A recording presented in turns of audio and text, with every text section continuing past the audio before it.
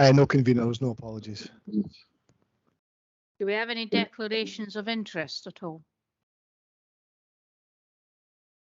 No. Have we all read the minutes?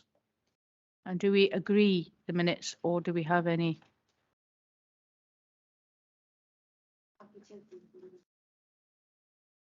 Okay. And we'll go on to number 4, council accounts. I believe it's yourself, Amanda.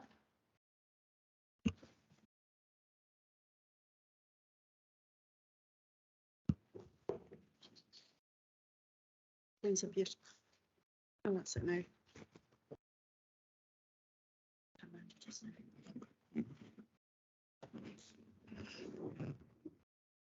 Thank you, convener. So the purpose of the paper today is to ask the committee to consider the unaudited accounts for the council. The audit of the accounts is well underway, and that will be reported to Audit Committee later in the year. And it's worth highlighting that these accounts will be audited by Audit Scotland this year. So the 22-23 accounts cover the first year of their audit appointment. The accounts are subject to the Local Authority Accounts Regulations 2014, and that's quite prescriptive in terms of timeframes that the unaudited accounts should be completed and considered by the Audit Committee. The accounts have to be completed by the 30th of June and passed to the external auditor by that date, and the council did meet that deadline. The Audit Committee have to consider the unaudited accounts by the 31st of August, and this meeting ensures that the council meets that requirement. And there's also the requirement to notify the public that the accounts are available for inspection, and that inspection period must last for 3 weeks. And in our case, that ran from the 29th of June to the 19th of July. And at that point, the public have the option to make an objection to the accounts, and they would report that to our auditors, Audit Scotland, but no objections were lodged. So just turning to the accounts themselves, as in previous years, there's 2 sort of key areas to focus on. One is the management commentary and one is the governance statement. So the management commentary should summarise the key messages about the council's performance, which is financial and non-financial, and it should give a fair view of the council's position. So as I had said, I think last year, the picture presented in the commentary should really be familiar to members based on what you've heard at committee, the reports we've already presented and things like that. So part of the ask today is to be sure that you're comfortable and happy with what's in there. And as I said at the meeting last year as well, we try and strike a balance between ensuring there's sufficient information in the management commentary so that there is a true and fair picture presented, but also at the same time trying to keep the accounts to a reasonable length, because at the moment they're running to around about 100 pages.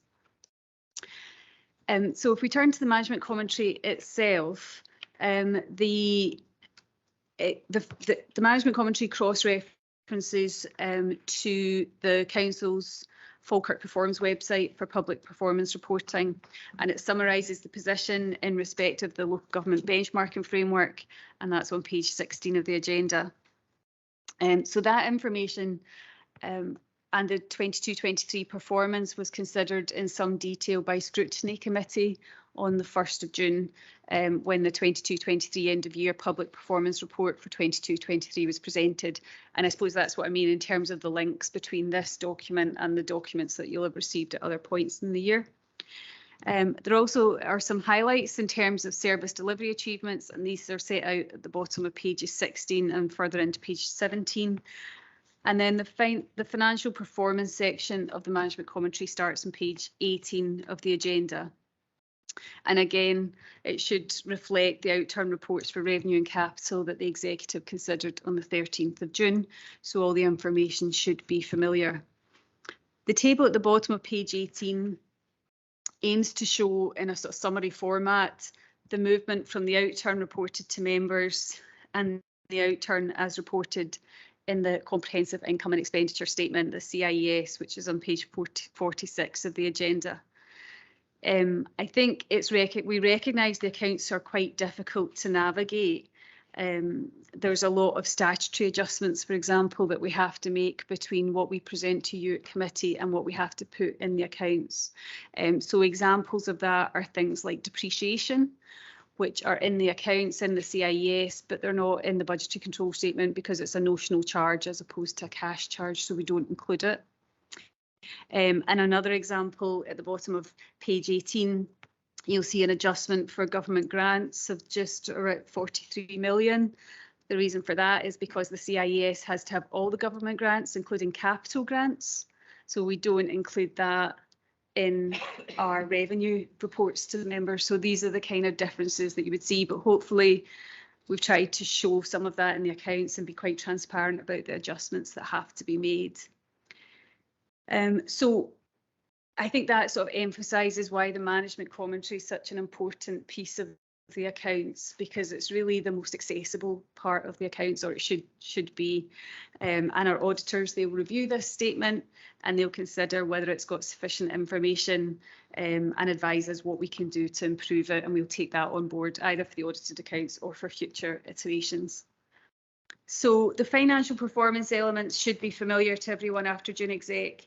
I'll highlight a few points, and that's just that the council had budgeted for a deficit of 5 million, so we plan to use reserves, general fund reserves, but the overall expenditure was 4.7 million less than budgeted, and the main reasons for that are set out on page 19, and that includes excuse me, an improvement in the energy costs against the budget, employee savings and savings resulting from the teachers' strike. And that leaves our general fund uncommitted reserves at 31st of March at 11.8 million. The housing revenue account for 22-23 included a planned deficit of 600,000, which was coming from the housing revenue account reserves, and the outturn was in line with that budget.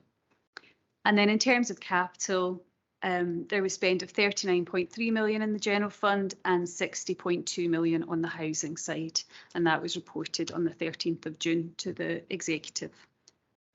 So if I move on to the annual governance statement, again, that's a really important statement for the audit committee to consider, and again, it should reflect what you understand and what the reports that you've received throughout the year. Should reflect your understanding of the council's governance arrangements, and that starts on page 27 of the agenda. So section 2 of the statement sets out the council's risk and assurance framework, and section 3 looks at the adequacy and effectiveness of the governance framework. Section 3 references the best value assurance work that's been in place since the last report in 2021. And also the activities of the audit committee and the internal audit team. So members will have received the annual assurance report for 22-23 from the internal audit risk and corporate fraud manager at the audit committee on the 19th of June 2023, and that report highlighted that internal audit can provide substantial assurance on the council's arrangements for risk management, governance and control for the year to 31st of March 2023, and that is summarised on page 30 of the agenda. And then section 4 of the annual governance statement on page 32 highlights some significant additional actions that have been identified in 22-23 alongside some ongoing actions from 21-22. So those actions have been aligned with the SIPFA principles. An audit committee will want some assurance that these actions are taking place as planned, and in April, as part of the corporate risk management report, it was agreed the audit committee would receive a 6-monthly update on the annual governance statement as we go forward. So as I mentioned earlier, the audit process is underway. We're not aware of any material issues at this stage, albeit it is relatively early days. Audit Scotland had early engagement with us about the deadlines for considering the audited accounts, recognising that it was unlikely that the deadline of 30th of September would be achieved at this point. And a big part of that is because it is the first year of the audit. That brings a huge amount of work, and it also means that we started some of the audit work a bit later than we would normally expect. So our sort of first meetings were a bit later than we would normally expect in the process. But we are very grateful that we've had that early engagement with Audit Scotland and that we understand the timeframes. So at this point, we're planning to bring the audited accounts to the 6th of November Audit Committee for approval. And then finally, I'd just like to take the opportunity to thank all of the finance team who have worked hard to produce the annual accounts. As you can see, it's 100 pages or so. It's a very laborious, time-consuming exercise for everyone, and I'm really grateful for all the work that they put in. And I also want to thank the Internal Audit, Risk and Corporate Fraud Manager and the Corporate Risk Coordinator for all the work that goes into the annual governance statement, which again is a big exercise to pull all that together. And I'm very grateful to Isabel and her team for that. And I'm happy to take any questions. Thank you, Convener. Thank you, Amanda, and please give our thanks to your team. Councillor Meikle-John. Thank you, Convener, and I would echo your thanks to the team, because it's no mean feat in pulling together an annual report such as this, considering all the other work streams that are going on at the same time, and embedding new auditors as well. I don't have any questions directly for Mrs Templeman, but I do have a couple of questions for our Chief Executive. Just again to help triangulate views here. I just wondered if Mr Laurie was satisfied that the Council's annual governance statement accurately reflects the risk environment and the actions that we are taking to look to improve that. Mr Laurie. Yeah, thank you, Convener, and thanks to Councillor Meikle-John. I mean, I am satisfied with that. I think we're operating in a very dynamic environment. I think we need to keep on top of the kind of risks and challenges we face as a council. These are set out in the annual governance statement. I think also as officers, we've been very clear with elected members throughout the course of the year about the nature of the challenges we face and the responses we need to make in relation to that, not least in respect of the issue of financial sustainability. So I do think that I am content with the governance statement as it stands, but I do think as both as officers and as elected members, we just need to be really wary and on top of the kind of issues which are set out in there, because these are the challenges which will be very significant for us as a council as we move over the next period. Thank you. Just a supplementary to that, again to the Chief Executive, if he is satisfied that the Council's demonstrated that the governance will support the achievement of the authority's objectives and deliver on our Council plan.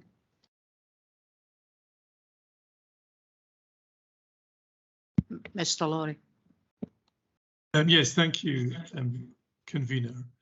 I think that the governance arrangements we have in place are robust and effective in that regard.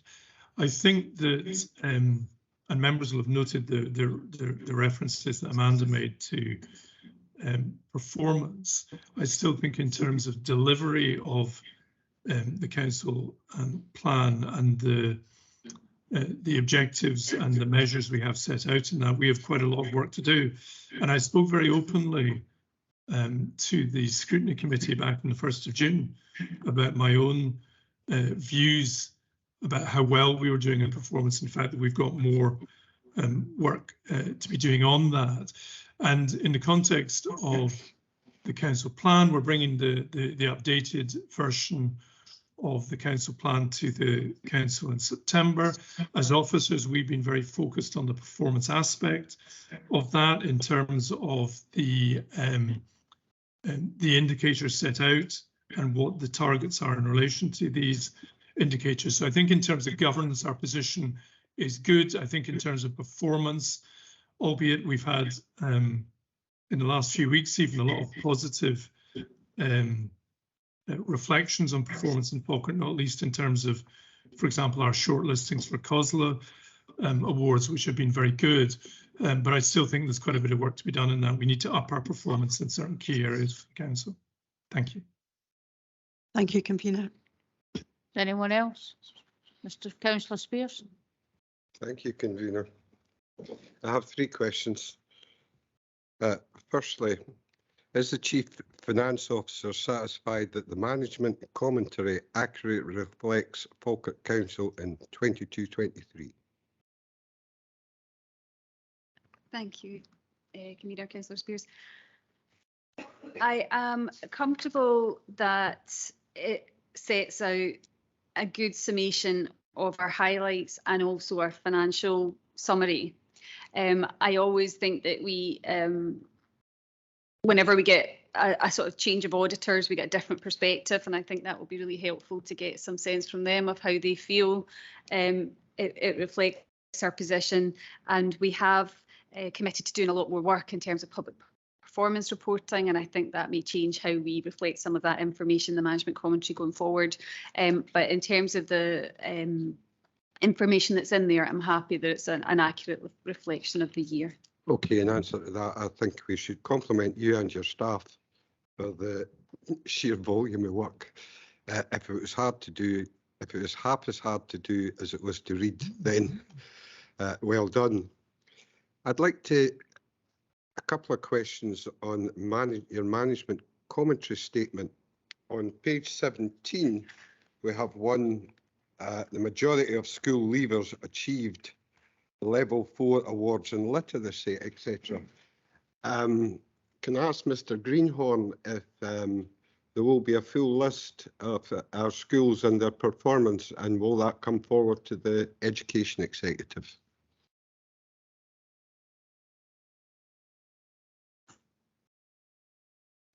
Okay, thank you, Councillor Spears. Councillor Spears, there's a report going to the Education, Children and Young People Executive on attainment in schools. As you're probably aware, that we don't ordinarily break down the attainment per school, but we do provide a summary of the attainment across the councils overall, and also make comparisons to the national average for Scotland and our own comparator authorities. What I'm happy to do, Convener, is I can share that report once it's available with Councillor Spears. Okay, thank you. I noticed that other local authorities in Scotland are sharing that information with a wider public, and I can't understand why we're not sharing it with the people of Falkirk District. Okay, my next question is, you mentioned government grants. Now, we took the opportunity at full council to write to the Scottish Government regarding the grant for the Grangemouth Flood Protection Scheme. Can you tell us where we are and what stage, and if we got an answer back? Thank you, Councillor Spears. My understanding from a discussion on Friday is that there's a letter due to us imminently from the Scottish Government, but as far as I understand, we haven't received that yet. But we were told by a colleague at COSLA on Friday that we would be getting a letter imminently. Well, I certainly am waiting to see that. Thank you. Does anyone else have questions? Councillor Hannah. Councillor Patrick, do you have anything to ask? Okay. No more, Councillor Forrest? Nothing from me either, thanks. Okay. Are we all happy to accept the report then? For now. Happy to agree. Yes. Happy Happy to agree. Okay. Thank you. Is that everything?